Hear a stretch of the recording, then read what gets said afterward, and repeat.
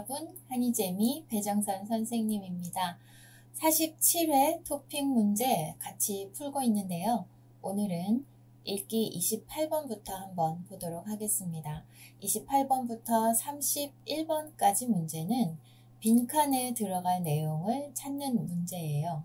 이 빈칸에 들어갈 내용을 찾는 문제는 선택지를 먼저 보지 말고 보기 글을 먼저 읽은 다음에 이 빈칸에 어떤 내용이 들어가면 좋을까 생각을 하고 여러분이 이런 내용이 들어가면 좋겠다 라는 것을 생각한 다음에 선택지를 보는 것이 더 쉽습니다. 한번 볼게요. 아이에게 맞는 색이 있다. 그래서 색을 활용하는 것이 좋다. 예를 들어 소극적인 아이에게는 밝고 따뜻한 색으로 방을 꾸며주는 것이 좋다.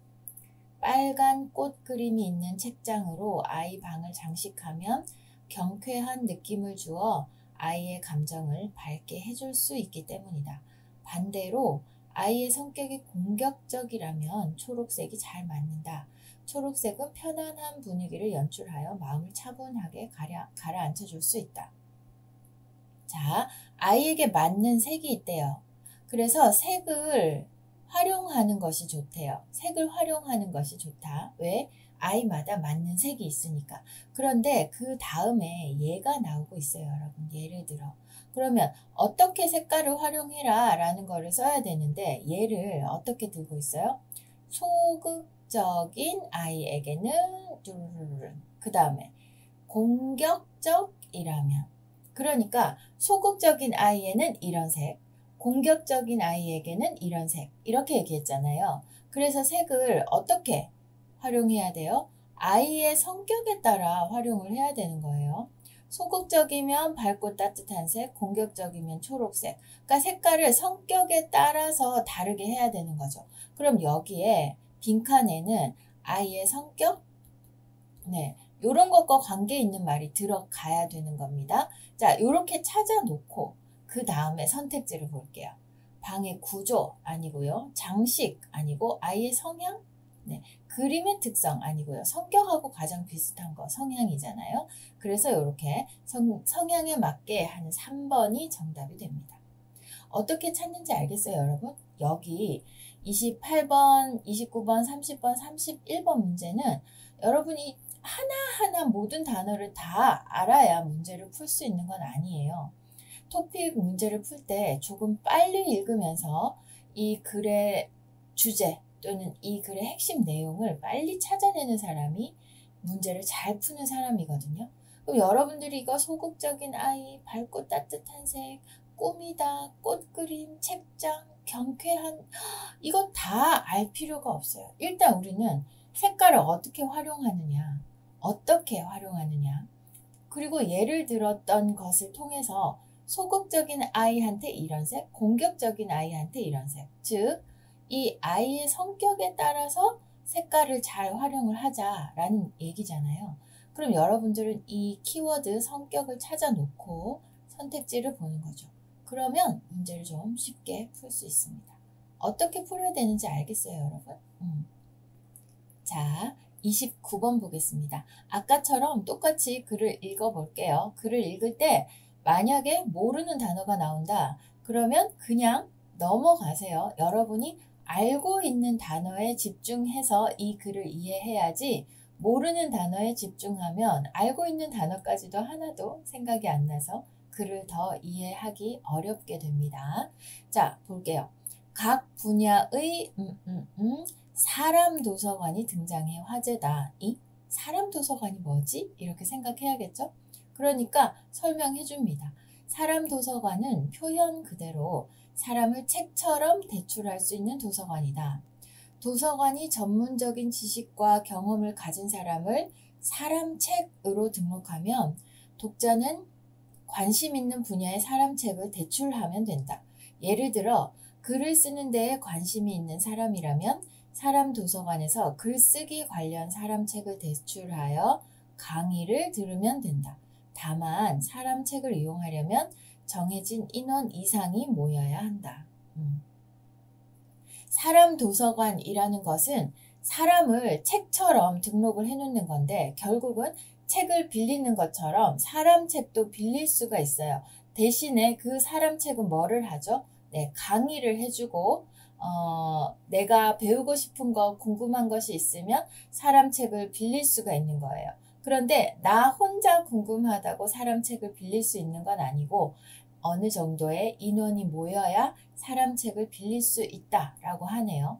그러면 이 사람 책, 사람 도서관의 역할 또는 기능 또는 특징 같은 게 사람 도서관 앞에 들어가야 될 건데요.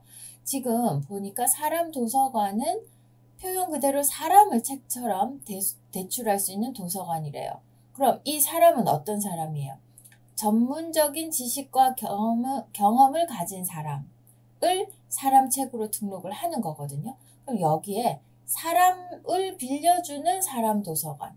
어쨌든 사람을 빌려준다, 사람 책을 빌려준다, 전문적인 사람을 빌려준다 등등 사람 또는 전문적인 또는 대출, 사람 책 이런 말들이 들어가야 돼요.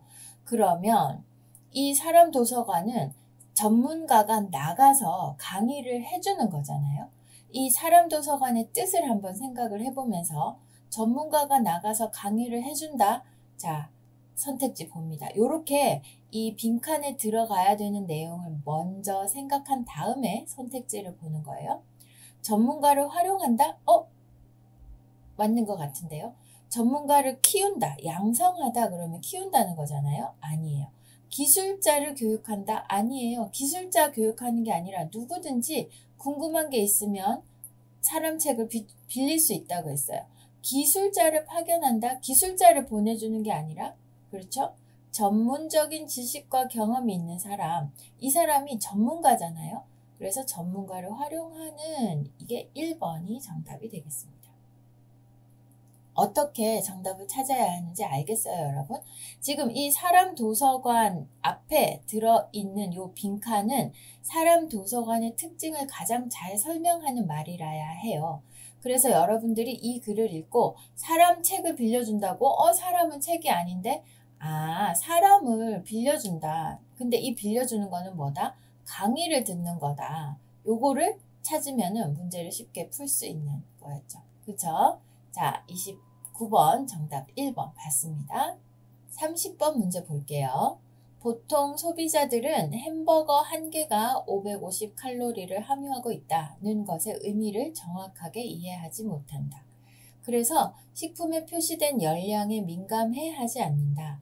그러나 햄버거 겉면에 햄버거 한 개를 먹을 경우 9km 정도 달려야 한다고 쓰여 있다면 그것을 본 소비자는 햄버거의 열량이 어느 정도인지 체감하게 될 것이다. 이처럼 식품의 겉면에 열량을 소모하기 위해 하는지 표시하면 소비자들의 음식에 대한 생각을 변화시킬 수 있을 것이다. 자, 여기는요. 이처럼 했어요. 이처럼. 앞에 있는 내용을 뒤에서 그대로 이야기할 때 이처럼 쓸 수 있잖아요. 식품의 겉면에 열량을 소모하기 위해 자, 햄버거 한 개를 먹을 경우 어떻게? 9km 정도를 달려야 한다. 이렇게 써야 된다는 거잖아요. 열량을 소모하기 위해 어떻게 해야 한다. 뭐 얼마나 움직여야 한다. 얼마나 운동을 해야 한다. 이런 거를 쓰는 거겠죠. 9km 정도 달려야 한다. 이런 말들을 써야 된다는 거죠. 그렇게 표시하면 550칼로리라는 말보다 훨씬 더 정확하게 그 칼로리를 이해할 수 있다는 내용입니다. 아이고, 이렇게 써놓으면 햄버거 먹고 싶지 않겠는데요. 자, 소비자들의 음식에 대한 생각을 변화시킬 수 있다. 변화시키겠네요. 확실하게 변화시킬 수 있을 것 같습니다. 자, 무슨 음식을 선택하냐 아니고요. 네, 9km 정도 달린다를 어떻게 표현할 수 있을까 생각해 보세요. 그러면 그렇죠. 얼마나 몸을 움직여야 이게 되겠죠. 어떤 행동에 신중해야 언제 열량에 신경 써야 아닙니다. 정답은 2번 분명하게 나오죠.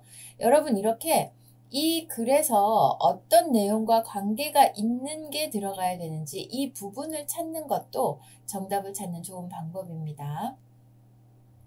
토픽 문제를 풀 때 여러분 모르는 단어가 있다고 너무 신경 쓰지 마세요. 아는 단어에 집중해서 이해하면 됩니다.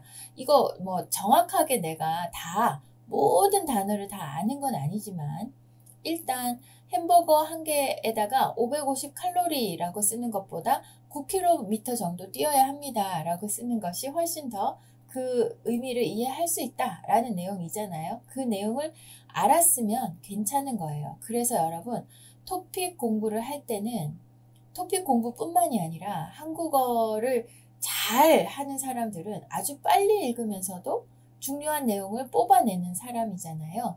그러니까 너무 정확하게 하나하나 단어만 보려고 하지 말고 글 전체를 보는 눈을 키우는 것이 더 좋습니다. 자, 30번의 정답은 2번이었어요. 31번 보겠습니다. 기한이 정해져 있는 티켓의 경우 기간이 지나면 사용하지 못하게 된다. 그런데 기한이 얼마 남지 않은 티켓이라도 모바일 시장을 이용하면 판매할 수 있다. 이 시장에서는 판매자와 소비자가 실시간으로 필요한 정보를 교환한다. 이 시장을 통해 판매자는 기간이 지나면 상품을 판매할 수 있고 소비자는 필요한 시점에 싼 가격으로 상품을 구매할 수 있다. 자, 티켓. 날짜 지나면 못 쓰는 거 많잖아요. 뭐 할인권 또는 뭐 문화상품권 이런 거. 이런 것들은 기간이 지나면 못 쓰는데 내가 만약에 뭐 공연 티켓이다. 근데 그때 못 가게 됐어요. 그러면 아깝잖아요. 근데 그거를 모바일 시장을 이용해서 판매를 하면 티켓을 가지고 있는데 내가 못 가는 사람, 그 사람은 기간이 지나면 어떻게 해요? 사용하지 못하게 되는 요거를 판매할 수 있고 소비자는 필요한 시점에 싼 가격으로 상품을 구매할 수 있는 것이다. 이렇게 되겠죠. 그러니까 이 글에서 빈칸과 가장 관련이 있는 부분을 찾아라 하면은 사용하지 못하게 된다. 이거예요. 그래서 요거를 찾아 놓은 다음에 뭐 봐요? 이제 선택지를 보는 거죠. 기간이 지나면 사용하지 못하게 된다는 거면 뭐예요? 그 티켓이 필요가 없어지는 거죠. 그래서 가치가 사라진다. 네, 티켓 가격 내가 얼마를 주고 샀건 티켓은 이제 없어지는 거랑 똑같죠. 요게 정답이겠네요.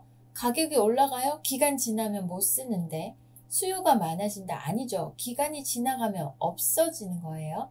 생산이 줄어드는 아니고요. 사용하지 못하게 된다 하고 가장 관계가 있는 가치가 사라진다 하는 1번이 정답이 되겠습니다. 여러분 여기에서 이런 어떤 단어를 내가 모르는데 어떡하지? 그러게 아니라 알고 있는 부분에 집중하세요. 모르는 거는 없다 치고 빨리 읽어야 됩니다. 그래야 70분 안에 읽기 50문제를 다 볼 수 있어요. 물론 선생님 지금 고급 친구들을 대상으로 이야기를 하고 있어요. 여러분이 중급을 목표로 한다면 앞에 24번까지를 열심히 2번, 3번 봐서 틀리지 않도록 하고 그 24번까지 문제를 충분히 생각한 다음에 나머지 문제는 시간이 남으면 빨리빨리 보세요. 근데 내가 50번까지를 다 풀 거야 라고 생각하면서 시간이 있으면 맞힐 수 있는 문제까지도 놓쳐서는 안 됩니다. 중급을 목표로 하는 친구들은요. 근데 고급을 목표로 하는 우리 코코님들은 끝까지 다 풀어야 하죠. 자, 31번의 정답 1번 되겠습니다. 오늘은 빈칸에 들어갈 내용으로 알맞은 문제, 그거 찾는 거 봤는데요. 여러분 이거 선택지 먼저 보면 오히려 더 글을 이해하는 데 방해가 됩니다. 그러니까 글 먼저 읽은 후에 선택지 보는 거 꼭 기억하시고요. 자, 오늘도 수고 많았어요. 다음 시간에 만나요. 안녕. 한이재미 유튜브 채널 구독자 여러분, 제가 코리아 할 때 코, 그리고 코리안 할 때 코 해서 코코님이라고 부르기로 했어요. 코코님들 안녕하세요. 자, 한이재미에서는 말하기 수업을 진행하고 있습니다. 초급, 중급, 고급 말하기 수업을 진행하고 있어요. 일주일에 2번씩 한 달에 8번 1시간씩 수업을 합니다. 말하기 수업을 통해서 한국어 말하기 실력을 더 높이고 싶은 친구들은 언제든지 신청해 주세요. 말하기 수업은 한 달씩 수업료를 낼 수 있고 매달 첫 번째 주에 다시 시작을 합니다. 그러니까 관심 있는 친구들은 한이재미 말하기 수업 많이 관심 가져주세요. 줌으로 수업을 하고 온라인 수업이기 때문에 세계 어느 나라에 있는 친구들이라도 다 수업을 들을 수 있습니다. 한이재미 말하기 수업에는 좋은 선생님들도 많이 기다리고 있으니까 여러분 많이 신청해 주세요. 안녕.